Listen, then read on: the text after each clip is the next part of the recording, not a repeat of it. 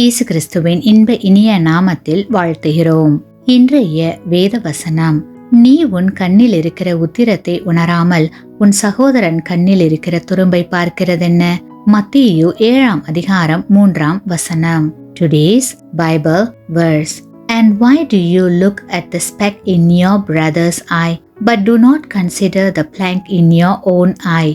Matthew chapter 7 verse 3.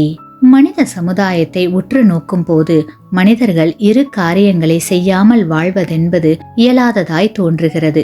ஒன்று குறை கூறுதல், இரண்டாவது குறையில்லாமல் வாழ்வது.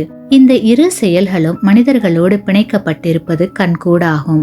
அதிலும் பிறரை குறை கூறுவது என்பது மலிவான ஒன்றாக காணப்படுகிறது. பிறரை குறை கூறுகிறவர்கள் குறையின்றி வாழ இயலாது. கிறிஸ்துவுக்குள் அன்பான சகோதர சகோதரிகளே, பிறரிடத்தில் தவறுகளையும் பிழைகளையும் நாம் காணாமல் இருக்க முடியாது என்பது உண்மைதான். ஆனால் அப்படி பிறருடைய குற்றங்குறைகளை நாம் காணும் போது அந்த குறைகள் நம்மிடத்தில் இருக்கின்றனவா என்று எண்ணி பார்க்க வேண்டும். பிறருடைய குற்றங்கள் அம்பலமாகிற போது அதை கேட்டு மகிழாமல் தன்னிடத்தில் அந்த குணங்கள் வராதபடி கவனமாக இருக்க வேண்டும். ஆமேன்.